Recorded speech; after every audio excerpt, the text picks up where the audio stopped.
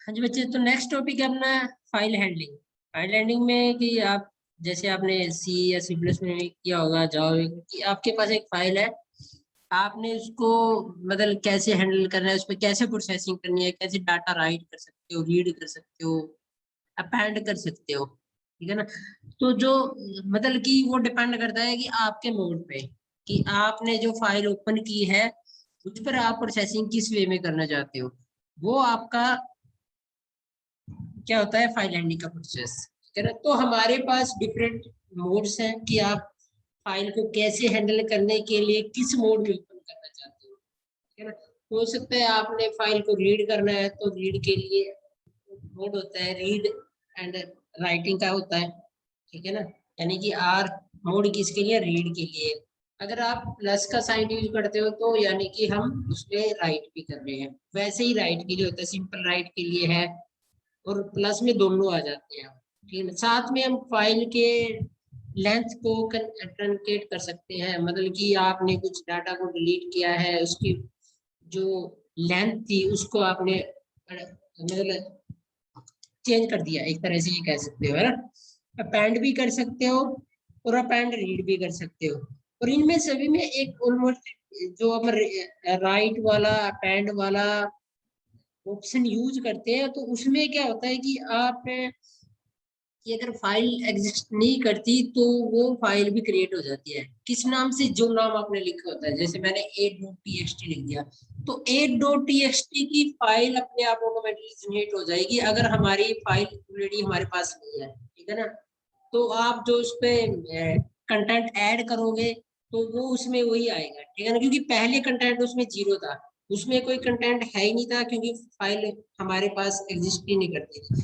तो सभी जो प्रोसेस है ऑलमोस्ट सभी में क्या होता है कि जो आप फाइल को ओपन करते हो तो डिफरेंट मोड में कौन से में कर रहे हो, रीड राइट में कर रहे हो, ठीक है, अपेंड में कर रहे हो, तो उसके लिए आपकी फाइल जनरेट हो जाती है। ठीक है ना। अब आती है बात की जब हम फाइल पे फंक्शन लगाते हैं, यानी कि आपने फाइल को एक मोड में ओपन किया हुआ है या आप उस पर कोई और चेंजेस करना चाहते हो, तो उसके इनबिल्ट फंक्शन है। ठीक है ना। ऑलमोस्ट हर एक लैंग्वेज में होते हैं ये। कुछ आपने देखा होगा कि आपने अगर ऑपरेटिंग सिस्टम में पढ़ा हो तो जैसे आपके पास एक फाइल है, उसके आपने परमिशन वगैरह चेंज करनी होती है, तो वो जैसे कि वो किस ग्रुप का पार्ट है, वो CHGRP मान लीजिए चेंज ग्रुप, यानी कि अगर आपने ग्रुप बनाया हुआ है अलग अलग फाइलों का तो आप उनका ग्रुप चेंज कर सकते हो। उसके लिए CHGRP एक चेंज ग्रुप का नाम है। ये बेस नेम होता है जो हमारे यानी कि फाइल का पाथ को रिटर्न करता है। मोड चेंज कर सकते हो आप, फाइल का ओनर आप चेंज कर सकते हो, क्योंकि अगर ऐसा हो सकता है कि आपका जो कंप्यूटर है वो लॉगिन किस यूजर के साथ है। ठीक है ना। तो यूजर के अकॉर्डिंग हम उसका एक तरह से ओनर चेंज कर सकते हैं। ठीक है। कैश मेमोरी चेंज कर सकते हो, फाइल को कॉपी कर सकते हो, कॉपी से डिलीट करने के लिए हमारे पास अभी हम आगे करेंगे अनलिंक और अनसेट ऑप्शन होते हैं, उससे आप डिलीट कर सकते हो। डायरेक्टरी नेम फाइंड आउट करना, ये सारे बहुत सारे ऑप्शन है। तो आप अपने एक लिस्ट जो हमें लगता है कि वो हमने करने चाहिए, जैसे डिलीट है ना, या डायरेक्टरी के बारे में इंफॉर्मेशन है, ये कुछ बेसिक्स है जो हमें आने ही चाहिए। ठीक है ना। लिंक करना, अनलिंक करना, जैसे ऊपर आया था सेट अनसेट करना। ठीक है ना, डीलिंकिंग एक तरह से कह सकते हो। तो ये कुछ बेसिक है जो हमें आने ही चाहिए। वैसे इसमें बहुत ज्यादा है तो वो हमारी मतलब यूज पे डिपेंड करता है। ठीक है ना। ये डायरेक्टरी को रिमूव कर देता है। ठीक है ना। डायरेक्टरी में जो आप में जिसमें आपने फाइल्स वगैरह बनाई हुई है, बफरिंग को क्लियर करना है, वो भी आप कर सकते हो। ठीक है ना। अनमास्क से फाइल की परमिशन चेंज कर सकते हो। अब बात आती है कि अब ये सारे ऑपरेशन या फंक्शन को यूज कैसे करेंगे। तो सबसे पहले तो हमें फाइल को ओपन करना पड़ता है। वो बात अलग है कि आपने किस मोड में ओपन करना है, वो मैटर नहीं करता। सबसे पहला है कि आपकी फाइल ओपन होनी चाहिए। अगर फाइल ओपन नहीं होएगी तो आप उसमें कोई भी ऑपरेशन नहीं लगा सकते। ठीक है ना। तो आपको सबसे पहले एक फाइल को ओपन करना पड़ेगा। उसके लिए एफ ओपन ओपन नाम का फंक्शन है, इनबिल्ट फंक्शन है जो आप फाइल को ओपन करने के लिए यूज करोगे। आगे इसमें देखो दो पैरामीटर है, फिर फाइल का नेम है और आगे आपकी मोड है, ठीक है ना। आपको मोड भी बताना पड़ेगा, आप फाइल का नेम भी बताना पड़ेगा, ठीक है ना। एटलीस्ट ऐसा भी हो सकता है कि आपकी फाइल एग्जिस्ट ना करती है तो वो जैसे हमने ऊपर पढ़ा है कि वो क्रिएट भी हो जाती है, बट मोड जरूर बताना पड़ेगा, है ना। जैसे इसने पूरा पाथ दिया है तो आप पूरा पाथ देने की जरूरत नहीं है, मतलब कि जैसे हम एचटी डॉक्स में काम करते हैं तो आप डायरेक्ट वहां पर कोई फाइल बना सकते हो, ठीक है ना, उसको ओपन कर सकते हैं।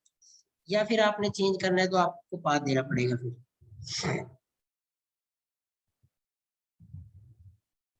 ऐसा भी हो सकता है कि आपकी फाइल ओपन ना हो तो वो क्या रिटर्न जीरो करता है, यानी कि उसको फाइल वो मिलती नहीं या कोई और रीजन की वजह से फाइल ओपन नहीं हो पाती या फाइल करप्ट हो जाती है, ठीक है ना। अब बात आती है कि हमने ओपन करने के बाद उसको चेक कैसे करना है कि फाइल ओपन हुई है या नहीं हुई है, ठीक है ना। तो ये आप एग्जांपल से ही देख लो तो ज्यादा अच्छा है। देखो बच्चे ये सभी को आना चाहिए एटलीस्ट यहाँ तक। हम एक सिंपल एचटीएमएल का कोड लिखते हैं, जब बॉडी टैग स्टार्ट हो जाता है उसमें ये तो एक सिंपल मैसेज है, बट हम इसकी बात करते हैं। पहले भी जो आप जो क्लास में आए थे तो मैंने यही कहा था कि आपको ये वाला पोर्शन अच्छे से लिखने आना चाहिए, ठीक है ना, क्योंकि यही हमारा मेन पोर्शन है। ऊपर तो ये मैसेज है, लिखो ना लिखो कोई ज्यादा फर्क नहीं पड़ता। टाइटल है, टाइटल आप फाइल का दो ना दो उससे भी बड़ी बात नहीं है, कोई फर्क नहीं पड़ता। बट ये जो सिंटैक्स यहाँ से यहाँ तक लिखते हैं ना, ये बड़ा मैटर करता है। इसी के बेस पर हमारी पीएचपी का प्रोग्राम एग्जीक्यूट होता है, ठीक है ना। तो पहले भी बताया था मैंने कि कोई भी वेरिएबल विदाउट डॉलर साइन आपने यूज नहीं करना, ना लिखना है, ठीक है ना। आप मतलब कि देखो, आप जब जैक सर्वर के थ्रू एग्जीक्यूट कराएंगे तो एरर का पता चल जाता है, बट जब आप एग्जाम में लिखते हो तो डॉलर साइन आपने लिखना ही पड़ेगा, ठीक है ना, उसमें हमें एरर तो पता नहीं चलता। तो जहां पर भी कहीं पर भी कोई भी वेरिएबल का नेम आता है सबसे पहले उसके साथ आप डॉलर साइन यूज करो, ठीक है ना। अब हमने क्या किया, मान लो हेलो डॉट टीएक्सटी एक हमारे पास टेक्स्ट फाइल है, उसको एफ ओपन से हमने ओपन किया, ठीक है ना। अब ये चेक किया कि ये फाइल एग्जिस्ट करती है नहीं करती है, मतलब इफ फाइल अंडरस्कोर हैंडल में अगर कोई डाटा आता है, देखो यहाँ से अगर वो ये कमांड सक्सेसफुली एग्जीक्यूट हो जाती है तो इसमें कोई ना कोई डाटा आएगा, सीधी सी बात है ना, कि फाइल के अंदर घुसता तो वो ओपन होगी, या हो सकता है फाइल ब्लैंक भी हो, बट इसके अंदर एक इंफॉर्मेशन आ ही जाएगी कि आपकी फाइल ओपन हो गई है, मतलब उसमें कंटेंट है या ब्लैंक है जो भी है। तो ये कंडीशन चेक हो जाएगी तो ये मैसेज आपका डिस्प्ले हो जाएगा, है ना। या आप एल्स में भी एक कोई मैसेज डिस्प्ले करा सकते हो, file does not exist, file is not opening, जो भी आपका मन करे। वो तो एक मैसेज है, मैसेज से कोई फर्क नहीं पड़ता, ठीक है ना। वो हमें सिर्फ ये बताने के लिए होता है कि अगर पहला लूप काम नहीं करता तो दूसरे लूप में क्या हुआ, ठीक है ना। तो वो एल्स में भी आप वो भी बता सकते हैं। अब बात आती है कि जब आप फाइल को रीड करते हो तो किस वे में करते हैं, उसके लिए अलग अलग मेथड है। फाइल को आप करेक्टर बाय करेक्टर भी यूज कर सकते हो with F gets. F gets नाम का एक फंक्शन है कि क्या करता है, जो आपके मतलब कि सॉरी एफ गेट सी होता है, ये मैंने गलत बोल दिया यहाँ पर। एफ गेट एस है तो स्ट्रिंग के लिए यूज होता है, ठीक है ना। यहाँ एस लिखा हुआ है, अगर सी आएगा वो करेक्टर के लिए, चलो वो आगे किसी एग्जाम्पल में आएगा तो बाद में देखते हैं। एफ गेट्स क्या होता है हमारी, कि जैसे हमने एक लाइन रीड करनी है, सिंगल लाइन, मान लो लाइन बाय लाइन हमारे पास डाटा है फाइल के अंदर, तो हम अगर एफ गेट सी का यूज करेंगे तो वो बहुत ज्यादा टाइम लेता है उसको रीड करने में, क्योंकि वो एक एक करेक्टर को रीड करता है। ठीक है, आपके पास कोई छोटा वर्ड है, हेलो वगैरह, हाय, यहाँ से समथिंग कुछ भी लिखा है, जीजीएन लिखा हुआ है, तो वो तो ठीक है, आप एफ गेट सी से भी यूज कर सकते हो, उसको रीड कर सकते हो, है ना। बट अगर हमारे पास नंबर ऑफ लाइंस है तो बेटर है हम एफ गेट्स का यूज करें, तो उससे जो आपका प्रोसेसिंग टाइम है वो बच जाएगा, जो भी अकॉर्डिंग टू आपकी लेंथ होगी। अब इसने क्या किया, एक पॉइंट और लिखा हुआ है EAOF, एंड ऑफ फाइल की, हम फाइल की एंड तक उसको चेक करते हैं कि उसके अंदर डाटा है या नहीं है, ठीक है ना। देखो अगर हम ऊपर फंक्शन देखें तो इसमें कहीं ना कहीं EOF का भी नाम लिखा होगा,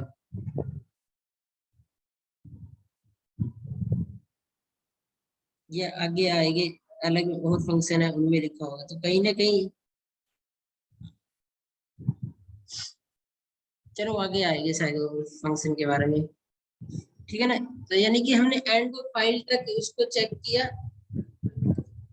वो क्यों करते हैं हम, ताकि हमारा वो डाटा छूट ना जाए, ठीक है ना, ताकि हमारा डाटा एंड तक रीड हो और हम सारे कंटेंट्स को रीड कर पाए। ये उस पर आपने राइट करना है या अपेंड करना है, अब मान लो अपेंड करना है तो अपेंड तो तभी होएगा ना जब आप उसके एंड तक जाओगे, ठीक है ना। तो इस तरह हम क्या है, इसलिए ईएफ की हेल्प ले सकते हो आप। अब इसने क्या किया है, एफ गेट से ओपन किया, एंड वो फाइल तक वो उसको चेक करता है, ठीक है ना। तो जब तक ये कंडीशन चलती रहेगी, इको एफ गेट से वो यहाँ से वो फाइल को कंटेंट्स को रीड करता रहेगा और इको की हेल्प से उसको डिस्प्ले करता रहेगा, ठीक है ना।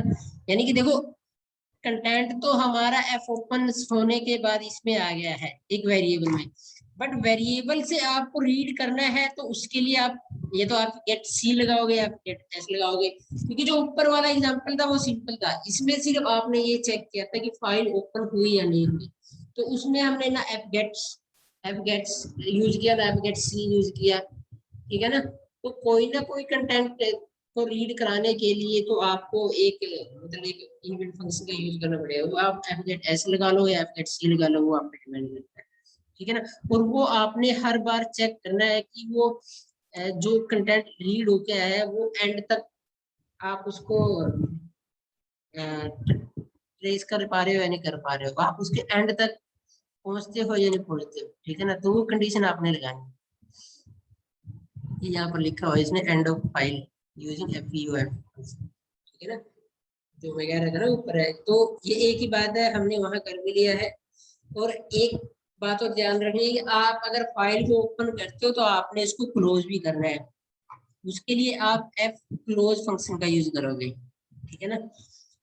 एफ ओपन से हम फाइल ओपन करते हैं, एफ क्लोज से हम फाइल को क्लोज करते हैं, और FEUF से हम फाइल को एंड तक रीड करते हैं कि जो भी आपका कंटेंट है ओपन होने के बाद किसी वेरिएबल में जो स्टोर हुआ है, ठीक है ना। तो यहाँ लिखा भी है, और आपसे क्वेश्चन वाई वाई पूछ भी सकते हैं कि आपने जब फाइल को ओपन करते हैं तो उसको क्लोज करते हैं नहीं करते हैं, ठीक है ना। मैं क्यों करते हैं, ताकि हम जो स्पेस है, जो रिसोर्सेज है जो फाइल को प्रोवाइड किए जाते हैं, तो वो क्लोज होने के बाद फ्री हो जाते हैं, ठीक है ना। रिसोर्सेज मीन मेमोरी यूज होती है, आपका प्रोसेसर यूज होता है उसको प्रोसेसिंग करने के लिए, तो उनको फ्री करने के लिए हम उस फाइल को क्लोज कर देते हैं, ठीक है ना, ताकि उस पर बार बार आप मतलब कि वो जो रिसोर्सेज उसको एलोकेट हुए हैं वो फ्री हो जाए, ठीक है ना। ये एग्जांपल है कि आपने फाइल को ओपन किया, रीड किया और उसको क्लोज कर दिया, ठीक है ना।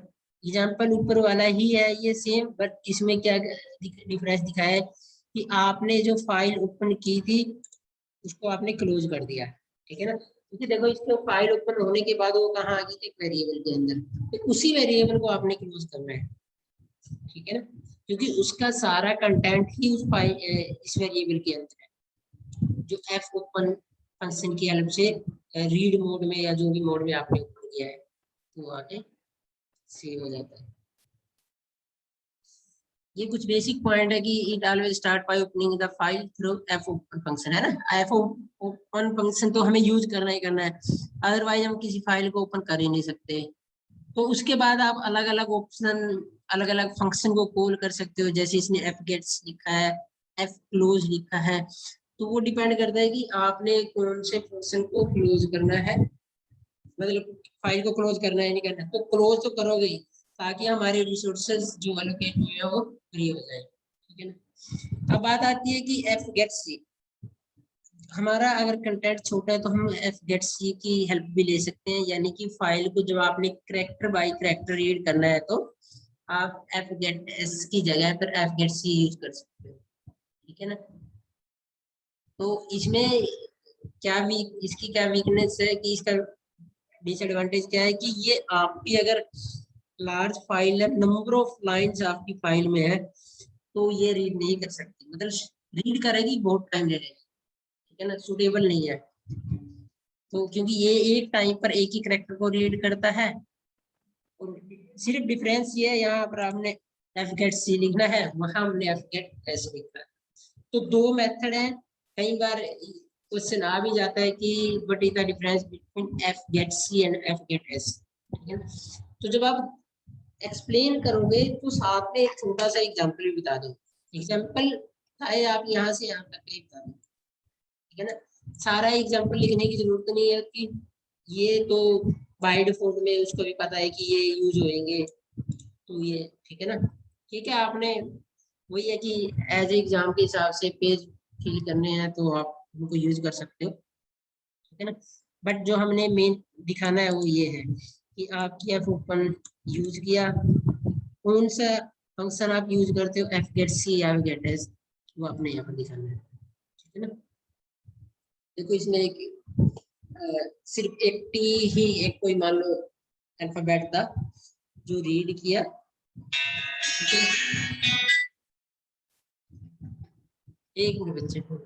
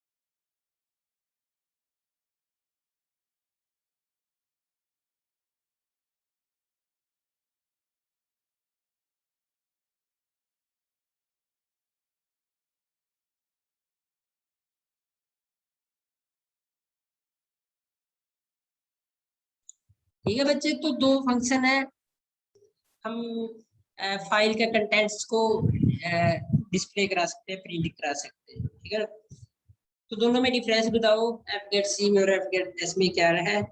लिखने का तरीका वही है, बट जब आप प्रिंट कराते हो मेन ये है कि तब आपने उस फंक्शन का यूज करना है, एफ गेट सी का या एफ गेट एस।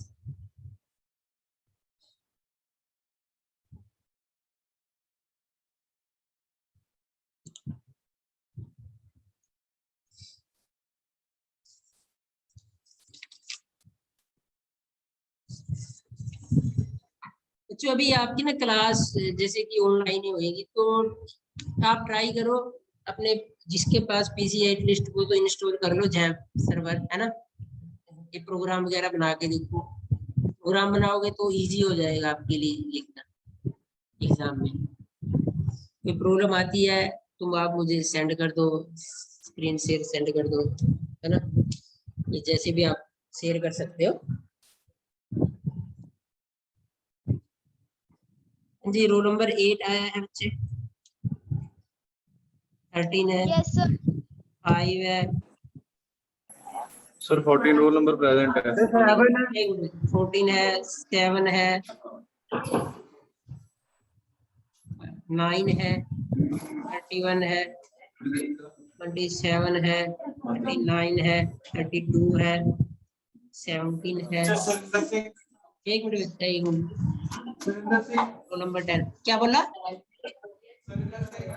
हाँ जी बोलो।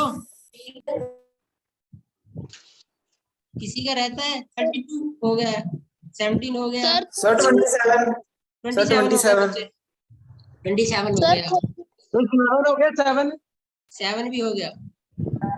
सर 14 हो गया। कितने बच्चे? 13 रोल नंबर। 13 हो गया, सर 14 14 भी हो गया, 10 भी हो गया बच्चे। जो प्रेजेंट थे मैंने लगा दिया, वैसे कोई नहीं रहता। ये बच्चे प्रोग्राम बनाओ, ठीक है ना। कोई प्रॉब्लम आती है तो या तो आप देखते हैं कि बाद में मतलब ऐसा हो सके कि प्रॉब्लम वगैरह लेके आ सकते हैं बच्चे, ऐसे कुछ हो जाए। अभी तो आप खुद बनाना शुरू करो एक बार, इंस्टॉल कर लो। मेन बात तो ये है पहले, फिर देखो उसको एग्जीक्यूट कराना।